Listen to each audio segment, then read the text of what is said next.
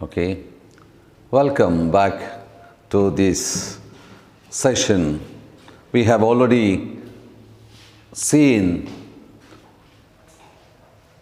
an existentialist approach to man, and therefore there we have seen three philosophers, namely Cherian Kierkegaard, Nietzsche, Sartre. Started with the existentialist approach towards existence. Yeah, human existence is something very important to stand out and all that is, come out of the crowd and all. We saw in the last class Nietzsche and Sartre, will to power,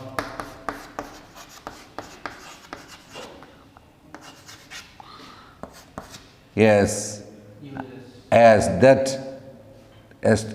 the desire to prove one's own freedom. Sartre ends up by saying that it is a useless passion because the other, yes, is always a block for me. It creates a block in my growth, movement towards the realization of this freedom. Therefore, he calls the other hell. But these two philosophies and their understanding of man, well, there is one defect. That's what we have concluded by saying that the other was forgotten. The other was forgotten. The other has a dimension in our life. The other can constitute us or help us to realize ourselves. He looked only the negative side of it. Therefore, this is where we have reached. And now, man in dialogue. That is another dimension that we are going to see now. So that is 2, 3, man in dialogue.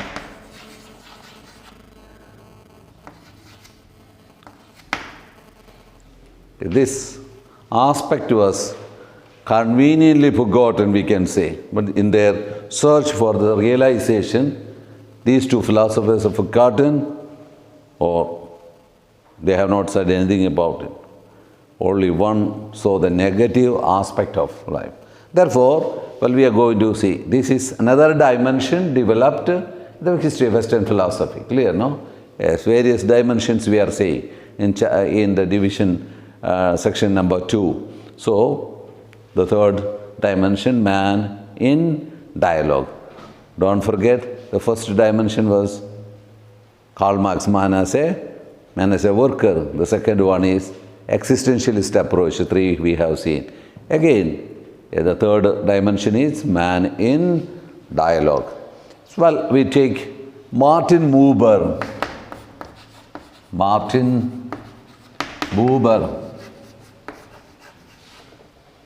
1878 to 65. Martin Buber, 1965.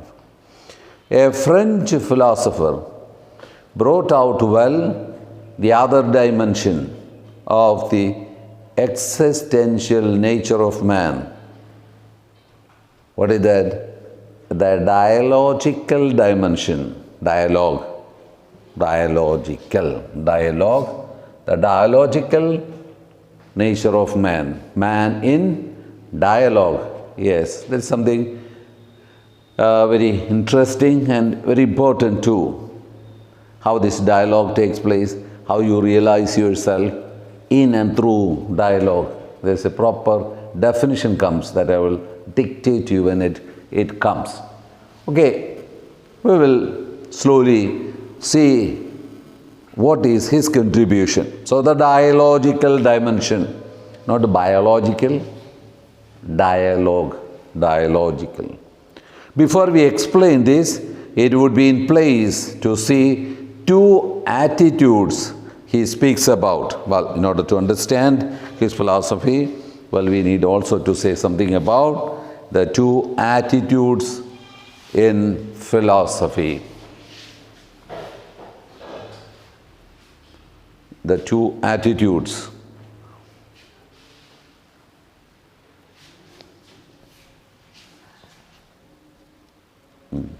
Very good.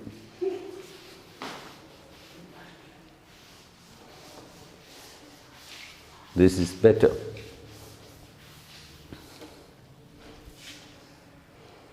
The two attitudes.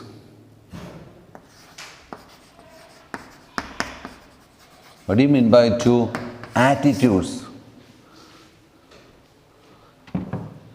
Yes, in comprehending, well, I will put it in a modern philosophical sense, you will understand. In comprehending or in understanding the world, reality, world, man and God, well, you can have two attitudes. Well, approaches instead of approaches, but maybe good. It's a way of relating oneself. That is the best. That is the best way. Attitude means a way of relating.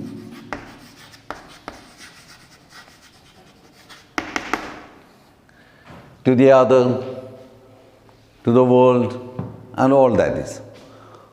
So, the first one is, well, we know it's only just a kind of I-it relation. I don't say anything about Martin Buber because Martin Buber you will be dealing it with clear in your contemporary Western philosophy, one after another, existentialist philosophers. I don't have to simply waste my time for that. So, I-it relationship. What do you mean by I-it relationship? It can be summed up in one sentence. What is that? Yes, a relationship of non-care, impersonal, abstract relationship.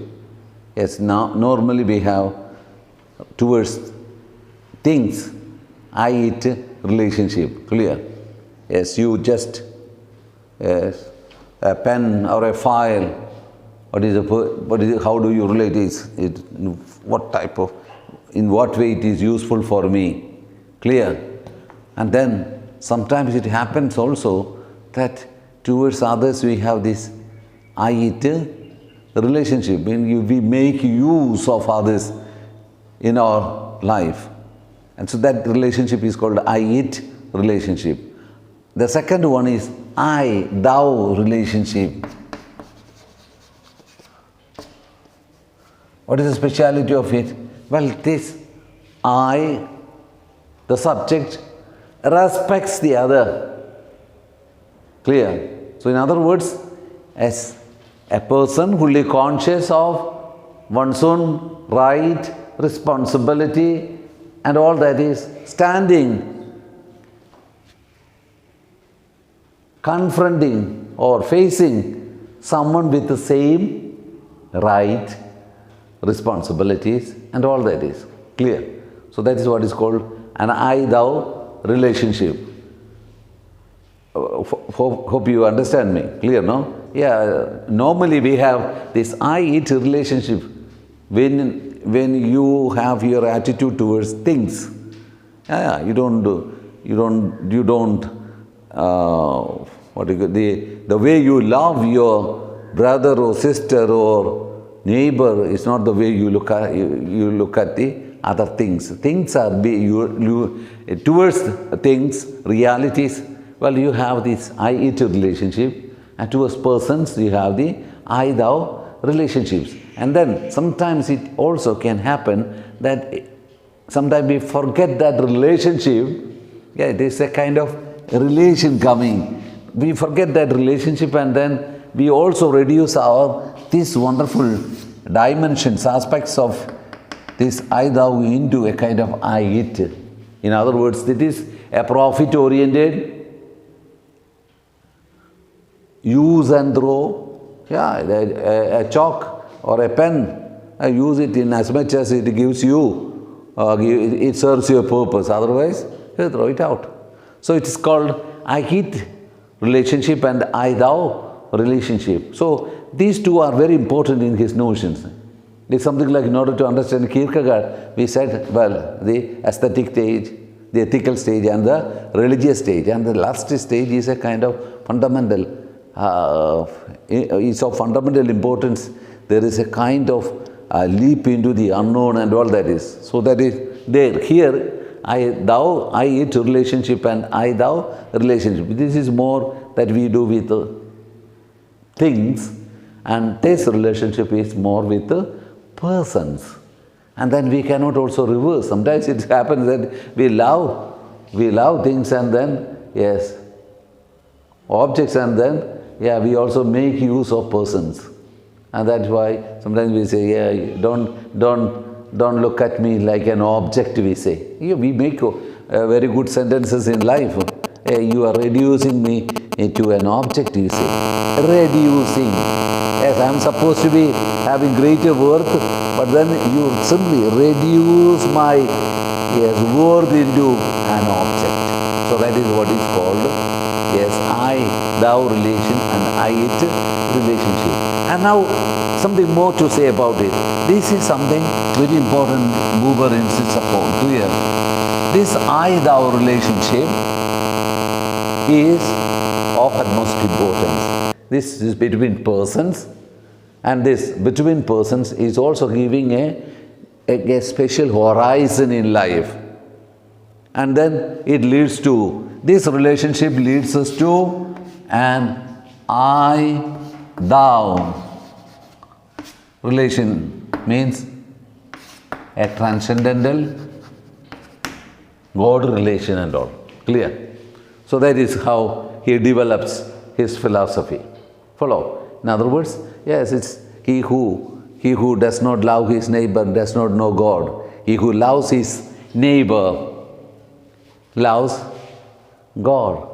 So God remains an unknown factor, but then, well, when you love your neighbor, you are also opening a horizon towards a kind of a transcendental aspect of life. So that is all what is found in his philosophy. So slowly we go into the matter, into the notes, and see how this is developed. So remember, two attitudes, way of relating. One is I-it relationship and I-thou relationship. This is more in line with the human beings towards objects. This is one of interpersonal one. I stand in front of another I with equal rights, responsibilities, respect, and all that is. So that's why Jesus said, yes, how the spirituality is to be developed, how, give others what you want them to do for you. Don't do to others what you don't want them to do for you. So it is something, a very reciprocal relationship. And that's why he said the way you measure out to others will be the way you get it back. Why? It is not something an I-it relationship, but then I-thou relationship. Same anywhere. So it is something very important. And it is here, well, the dialogue comes. And how the dialogue comes? Yes, myself as a human being, I stand in front of another being who has equal right, equal responsibility, and then we enter into dialogue. And then in the between, well, we create a realm that is possible for both to move that side and this side. So that we will explain. So I-thou relationship and I-it relationship. So we will just see this in details. That is what we are going to do now. So, we said about Martin Buber. Before we explain the dialogical dimension, well, we need to speak about the two attitudes that he speaks about. The first one is the I-it attitude. What is this attitude? I have explained. Now slowly we will write it down. It is significant of these relationships that are impersonal. So the first characteristic feature of this I-it relationship is it is impersonal. Impersonal relationship is not a person-to-person relationship. It's a person-to-object relationship. Impersonal. Clear? Yeah, that's the point. So remember always, it is characterized by objectivity.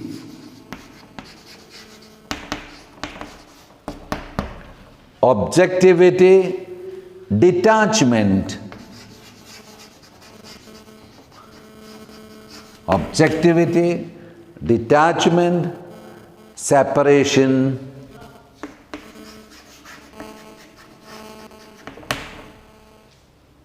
Separation.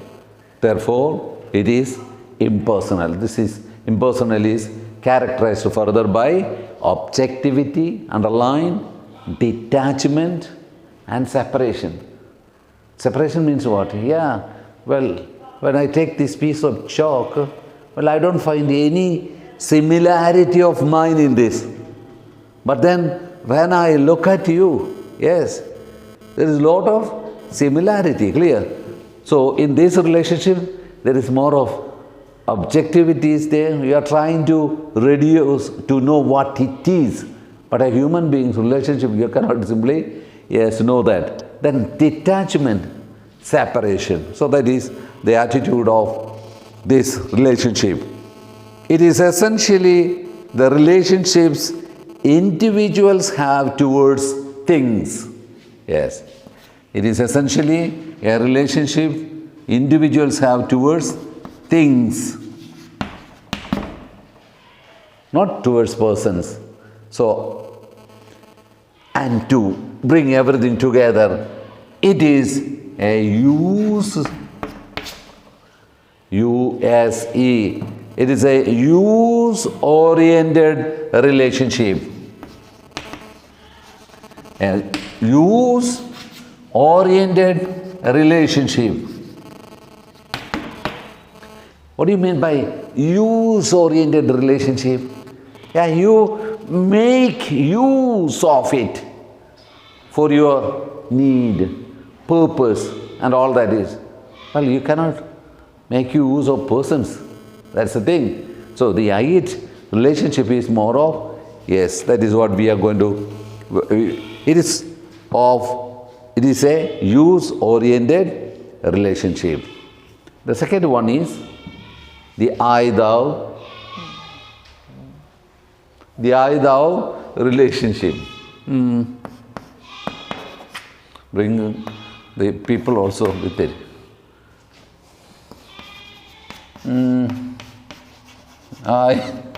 I-thou relationship. I-thou relation. Okay. This is the first thing to be said. It is personal. Personal. Person-oriented. Person-oriented. What does it mean? Not simply something that we look as if towards an object. So this is personal and person-oriented, comma, love-centered, interpersonal, interpersonal, interpersonal,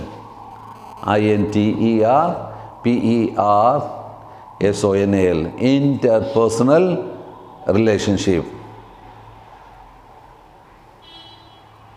Here, one sees the other as a person. One sees the other as a person. The other as a person means dignified. Yes, I am giving my status also to the other, and all that is so much can be said that when you study existentialism, you will understand. Okay, sees the other as a person, as a lovable, respectable, as a lovable, respectable, and dignified as oneself. Dignified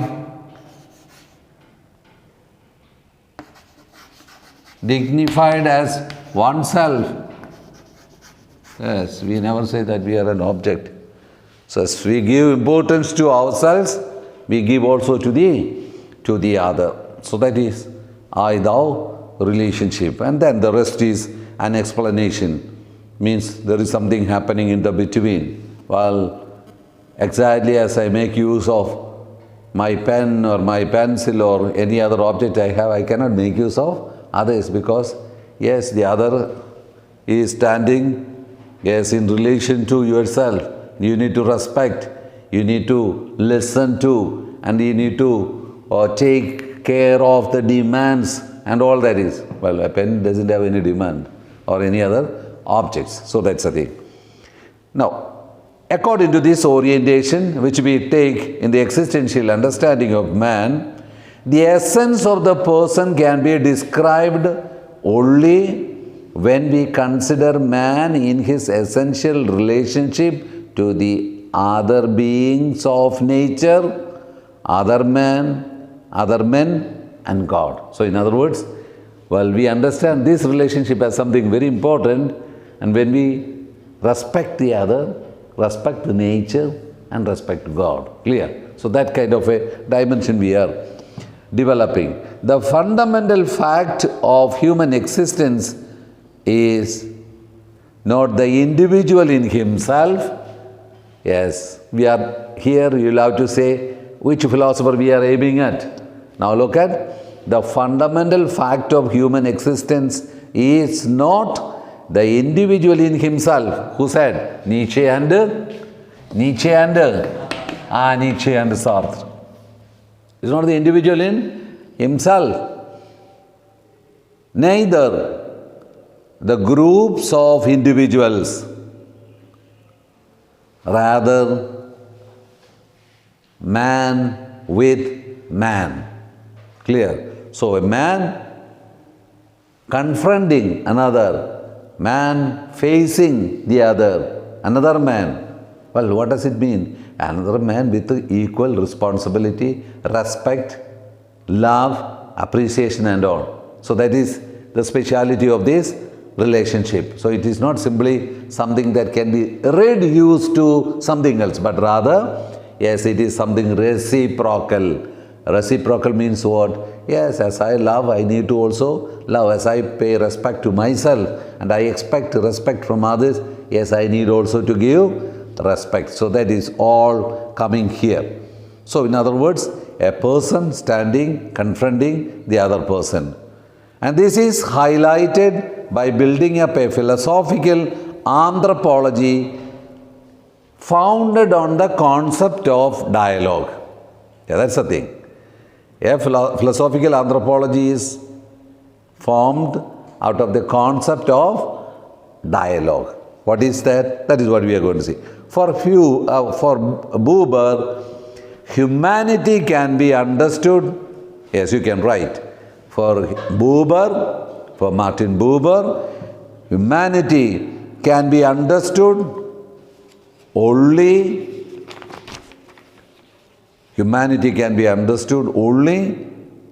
in a living reciprocal relationship. Underline 100 times you want, if you want. Clear? Yes. It's because this becomes the basis of any relationship, I-thou relationship. Yes. Anthropology founded on a concept of dialogue, and for Buber, humanity can be understood only in a living reciprocal relationship. What do you mean by reciprocal relationship? Yeah, the relationship is not one-way relationship. What do you mean by one-way?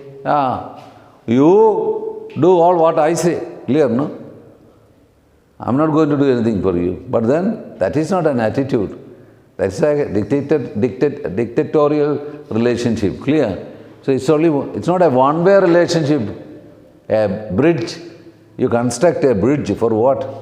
Only for the people to go one side? No.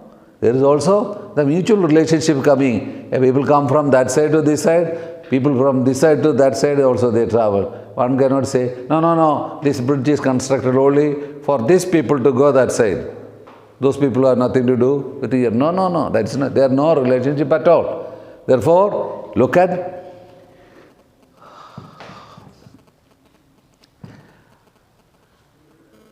this relationship is highlighted by building up a philosophical anthropology founded on the concept of dialogue.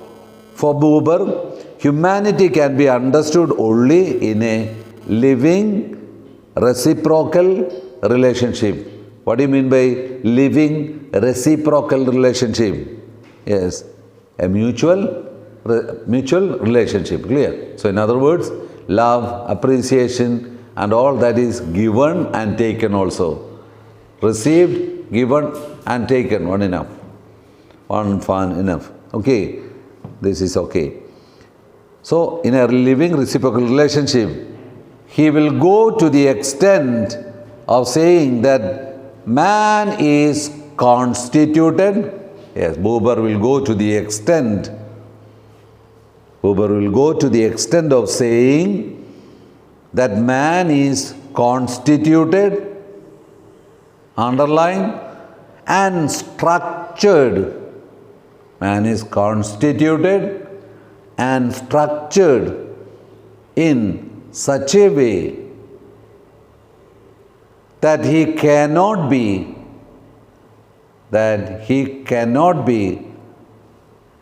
authentically human.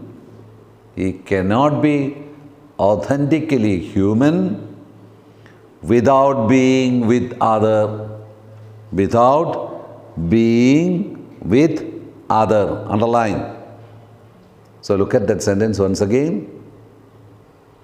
Buber will go to the extent of saying that man is constituted and structured. Constitute means what? Yes, man is made of.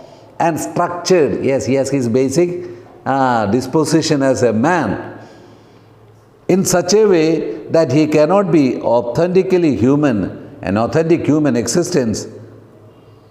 He cannot be authentically human without being with other.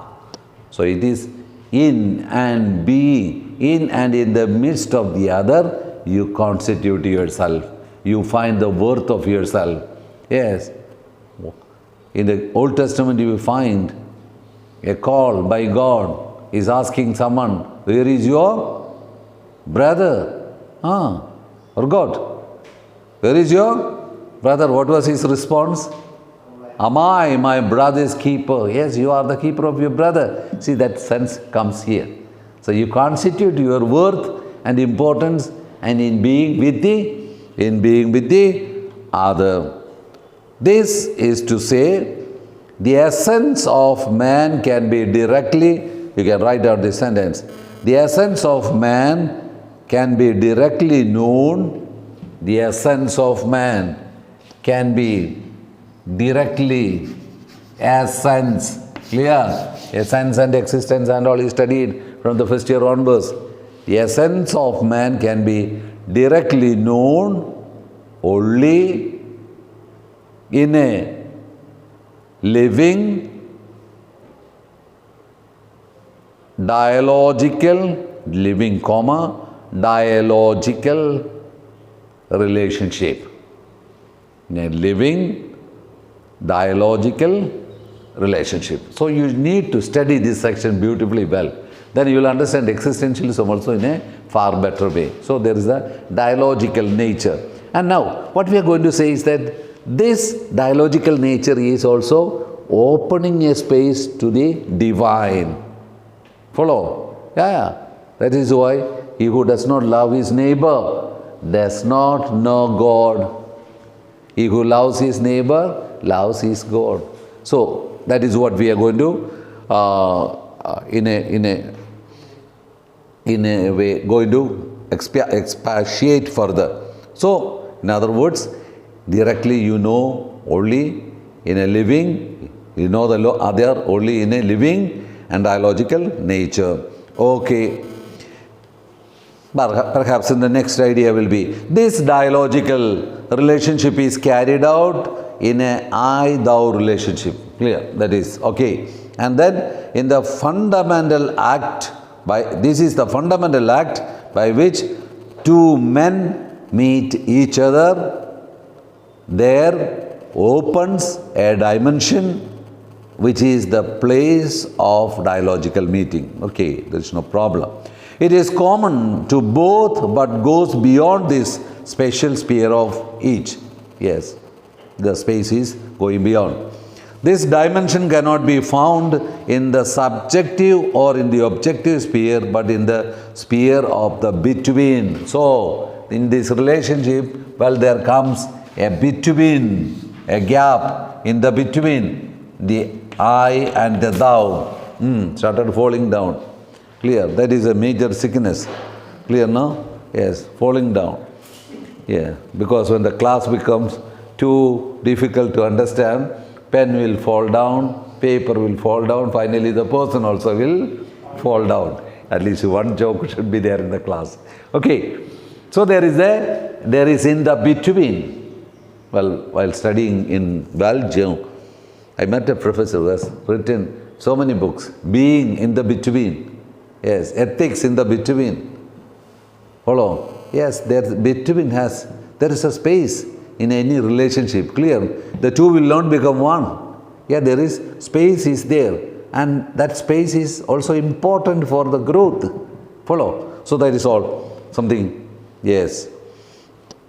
Now, one can really be fully involved in the sphere of the between by entering into the process of distancing. So that's what I said. You cannot simply reduce yourself to the other, but then there is a distancing. I stand, yes, in the between, or you stand in the between, and you put a space for further growth. So distancing and entering into relationship. This distancing and relationship, we will call it.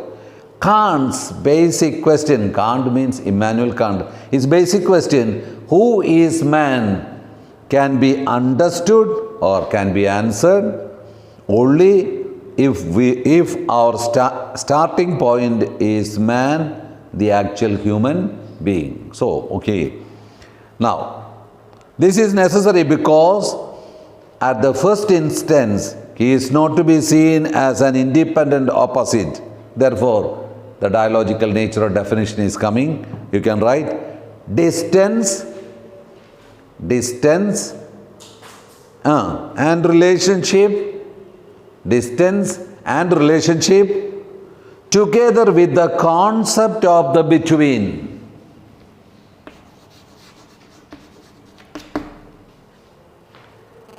Distance and relationship together with the concept of the between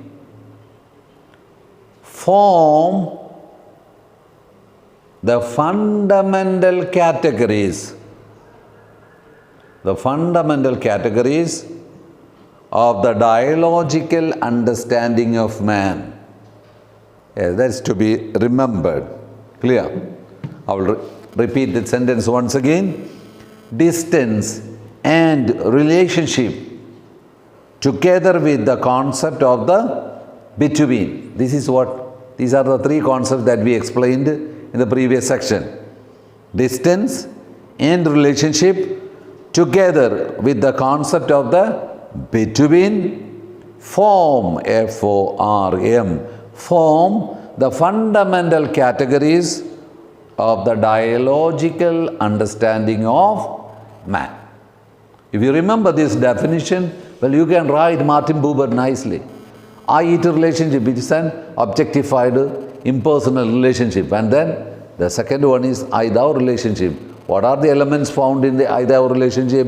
Well, distance, relationship, and the in the between form the fundamental categories of the dialogical understanding of man.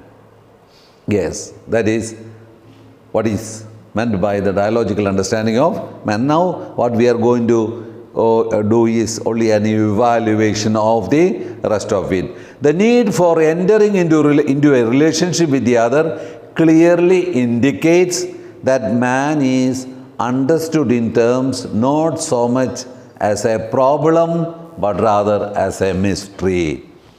Yes.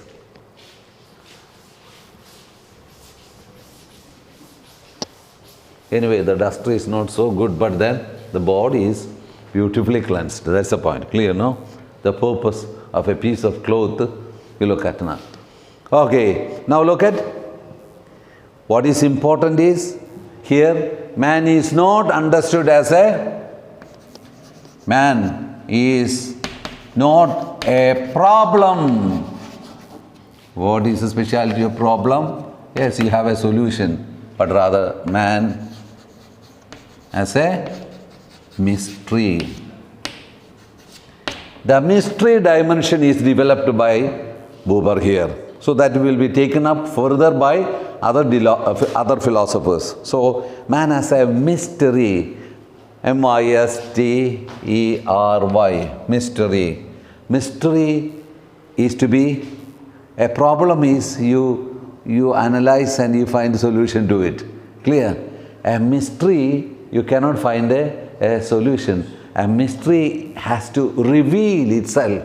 Yes, human beings are persons with a lot of potentialities and all. You cannot all of a sudden, he cannot simply, you come to know the person. The person in the course of the history reveals himself. And that's the thing. Who Jesus of Nazareth was, we know him from his childhood onwards through his public ministry. How kind he was. Yes, he said, my heavenly Father is simply loving everyone without condition, and then he has shown through his love, through his life, who he is. So here, man is not understood as a problem, but as a mystery. A mystery has to reveal itself.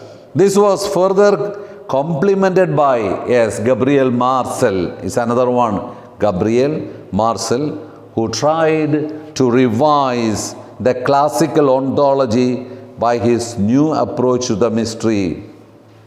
Here, dialogue becomes, you can write, dialogue becomes the ground or the horizon. Dialogue becomes the ground or the horizon wherein the mystery of being is revealed.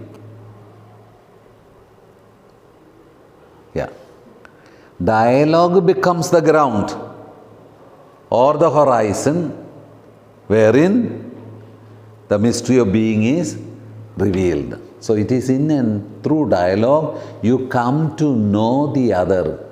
The other reveals himself in and through dialogue. So that is also a key sentence to be remembered. Clear? Dialogue becomes the ground or the horizon wherein the mystery of being is revealed.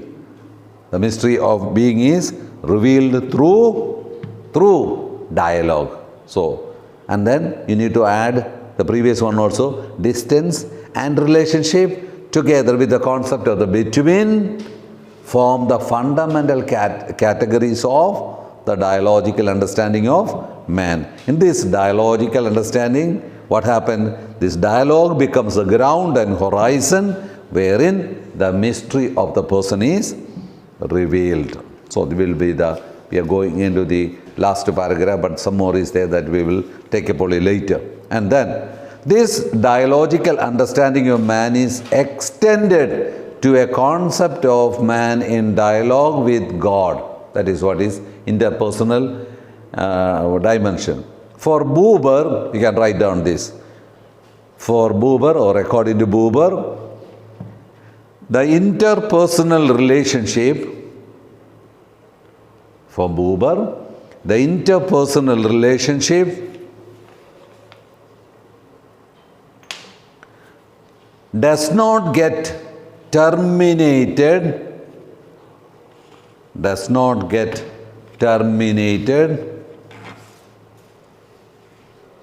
for Buber, the interpersonal relationship does not get terminated with the interhuman relationship. Does not get terminated means does not get over with the interhuman relationship. Or in other words, I-thou relationship first can be understood in an person-to-person relationship, interpersonal, to an a relationship with God. So, it finds its source and fulfillment. It means dialogue. It finds its source and fulfillment in dialogue with God. In dialogue with God.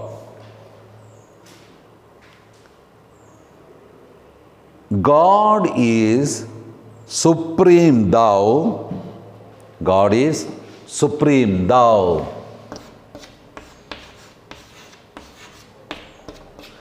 God is supreme thou. And I-thou dialogue between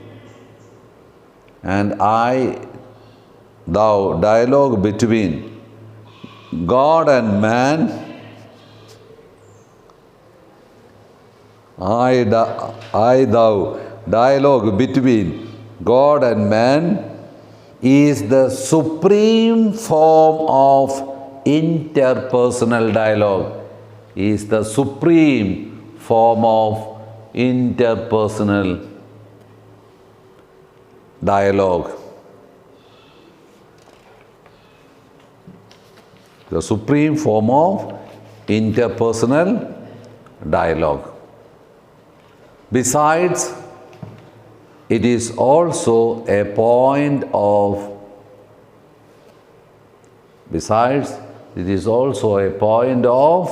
fulfillment.